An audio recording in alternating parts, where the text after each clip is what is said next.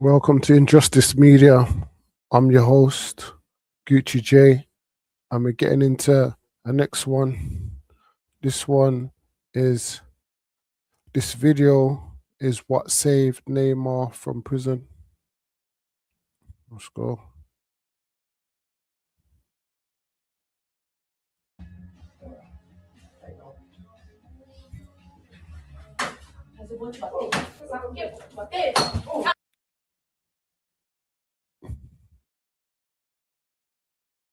This is a woman what accused him of rape, and look what she's doing. She's attacking him, slapping him, trying to fight him.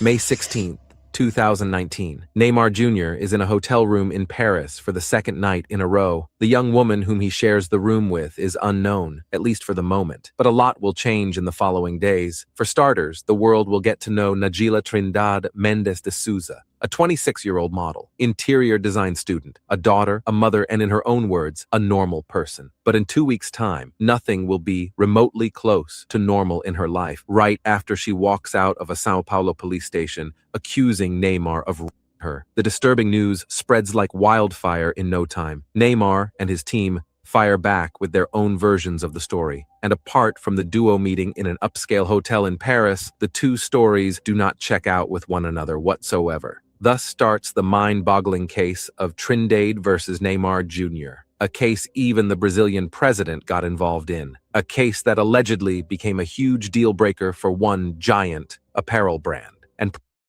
the president got involved, you know. That's mad. Provided an opportunity for the other, a case so full of twists and turns that the complainant became the accused at the end. 4 years down the line, no one still knows what really happened in that hotel room on the night of May 15th. What we know is the questions it left behind. How did Neymar and Trindade meet? When did they decide to hook up? And at what point things took a bad turn? Why did the rest of Trindade's hidden camera footage never really surface? Imagine being able to build an app with your name on it, just by thinking about it. Meet Base 44, a complete AI creation platform. Sorry about that.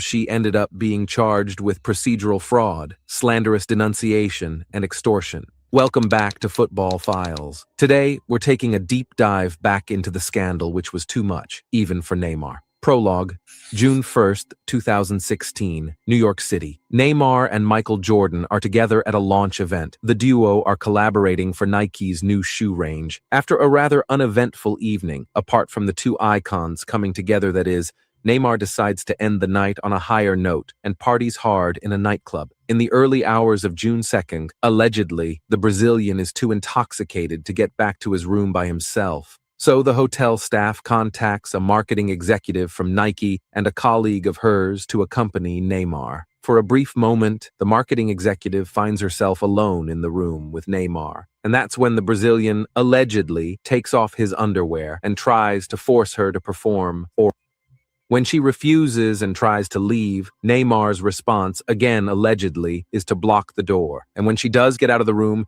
he follows her down the corridor of the hotel half-naked. The alleged victim shared what happened on that night in detail first with her family and friends, and then with a few colleagues. But it remained a sort of well-kept secret within her circle until 2018, when other women at Nike came forward and shared their negative experiences in a survey about the way women are treated at the company. That's when the alleged victim came forward and talked about the night in detail with the company's human resources. Even though no further action was taken, another story, eerily similar in nature happening on the other side of the Atlantic 3 years down the line, pursued the company to open up a serious investigation. And that was the story featuring none other than Nagila Trindade Mendes de Souza.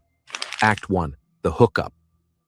Era um intuito sexual, era desejo meu. Acho que ficou até claro para ele isso. Nagila Trindade never really denied what her intentions were when she met Neymar. It was the 26-year-old model who reached out to the Brazilian in the first place through Instagram. Messages followed by a few photos, not nudies or anything, as she later declared, led to her giving Neymar her phone number to follow the conversation over on WhatsApp.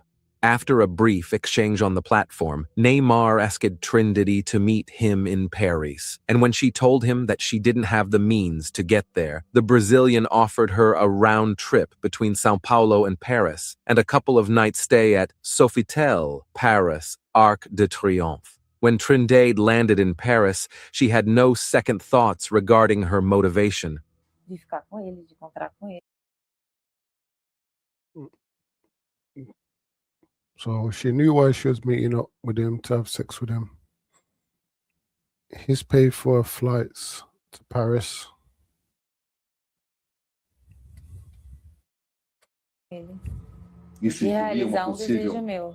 So what was the deal breaker when everything was seemingly going according to plan? On May 15th, Trindade checked into Sofitel Paris, and shortly after, Neymar sent her a text message telling her that he'll need to attend a party later in the day, but he wanted to come by before and give her a kiss. Quando eu chego lá, tava tudo bem, tava tudo legal as mensagens. Eu ia conseguir, entendeu? Só que quando eu cheguei lá, ele estava agressivo, totalmente diferente daquele cara que eu conheci nas mensagens. According to Trindade, after exchanging a few kisses and rolling around the bed for a while, Neymar undressed her. That's when she asked the Brazilian if he brought a condom with him. Upon Neymar's negative response, she said that in that case, this would be as far as they go. Allegedly, Neymar did not respond, and Trindade took his silence as confirmation of her desire to stop then and there. The two were not on the same page, though, at least according to the young woman's version of the story. E ele me virou, cometeu o ato, e eu pedi para ele parar.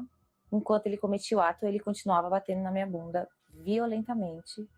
E depois eu girei. Foi tudo muito rápido, questão de segundos, e me retirei. Following the alleged act, Trindade was in a state of shock, and as she recalled later, she couldn't even cry on the spot. The very next day, when she finally came to terms with the event, instead of getting back to Brazil, she made up her mind to make Neymar pay. That was why she continued to exchange messages with the Brazilian, and even met with him the very next day, in an attempt to get him to repeat the aggression of the first encounter and film it. But to this day, only a few seconds of what is believed to be a 7-minute clip made public. Upon her return to Brazil, Trindade talked to a lawyer, but the man in question refused to represent her, telling her that she may build a case for assault, but not for... While she was busy finding someone willing to take her case exactly like she told it, the whole story was taking a right turn. Act 2. The turn of events. Estou sendo acusado de You said you got raped, and then the next day you went to meet him and tried to record fighting him or whatever. That don't make no sense whatsoever.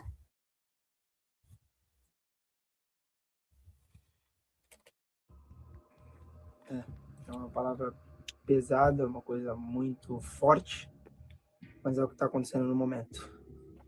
Neymar and his team were quick in their response, while his father, Neymar Sr., revealed on Brazilian television the identity of Nagila Trindade Mendes de Souza. In claiming the innocence of his son, Neymar himself took to Instagram and addressed the allegations. The fact that he showed private messages between him and Trindade, with all the sexual details involved, meant that the video infringed the platform's privacy regulations. But by the time it was taken down, Neymar's post was seen over 18 million times, and the floodgates were wide open. Only the caption of the post was enough to change the entire discourse around the story. Due to extortion, I'm being forced to expose my life and my family. While the superstar used his platform to address the allegations and how they made him feel, his father was on the attack. Neymar Sr. was claiming that the whole story was part of a blackmail and extortion attempt, led by Trindade and her ex-husband, Estevães Alves. Trindade vehemently denied the allegations and told SBT Brazil that her lawyer had told her that he would simply let Neymar's lawyers know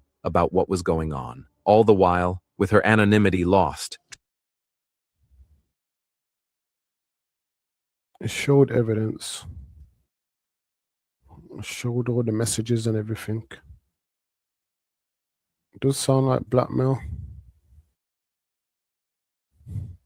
She's so adamant and so desperate to get a charge for rape and not assault.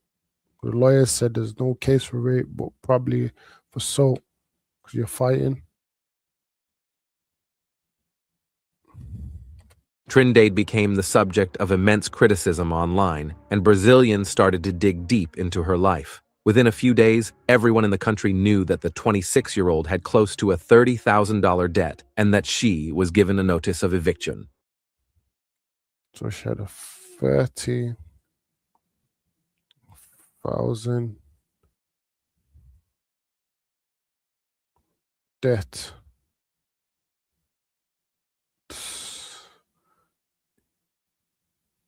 And she was given eviction.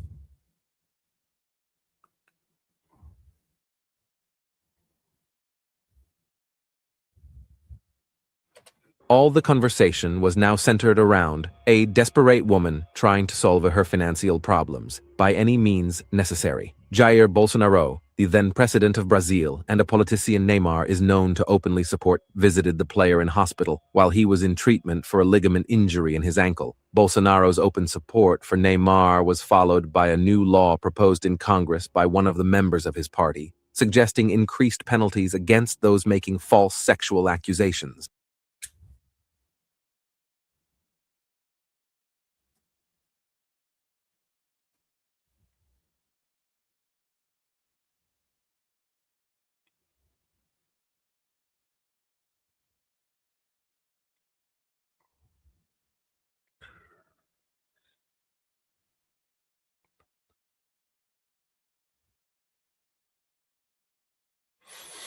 So the president got involved and added a new law to increase penalties for false accusations.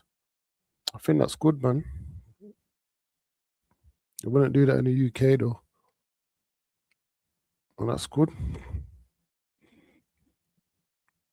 The bill was quickly dubbed as the Neymar da Penha Bill among The Neymar Depender Bill.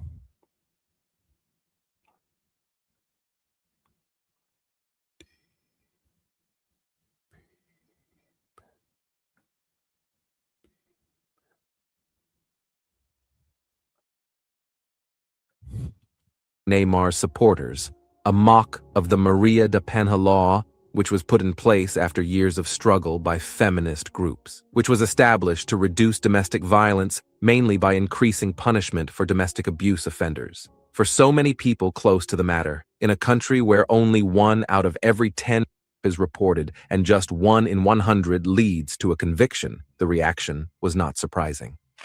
Act 3. The verdict. Within a month of Trindade's allegations, Sao Paulo police investigator Juliana Lopes Busacos came to a conclusion and revealed in a press conference that she did not see enough elements to indict. The fact that Trindade first refused to let the investigators take a look into her phone to analyze the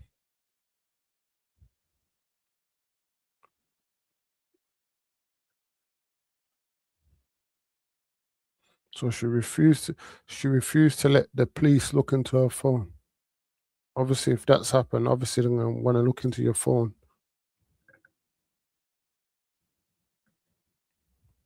Doesn't make sense.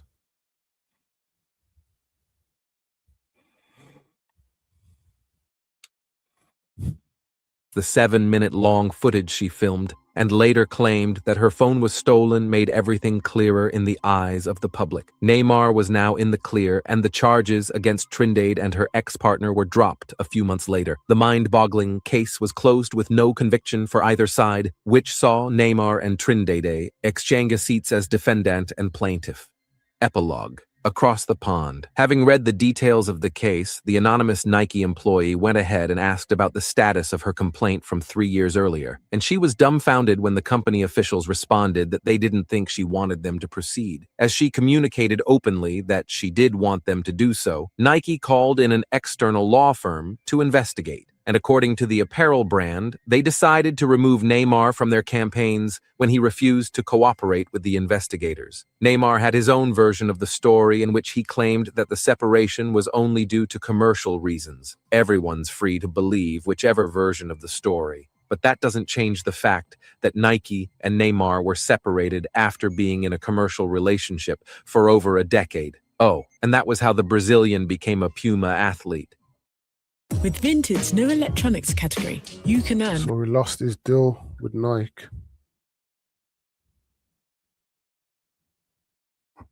And got a new deal. A new deal with Puma. With no selling fees, again and again. Sell pre-owned electronics today. Madness. Don't you? See what else we can find. The woman who accused Brazilian football star Neymar of raping her earlier this month has come forward to talk about the incident. Madness. Yeah, man. So Neymar, falsely accused. Cleared his name. Charges dropped. President even backed him. But yeah, man. Yeah. Thanks for watching Injustice Media. Don't forget to like, comment, and subscribe. To the next one. Peace, my G.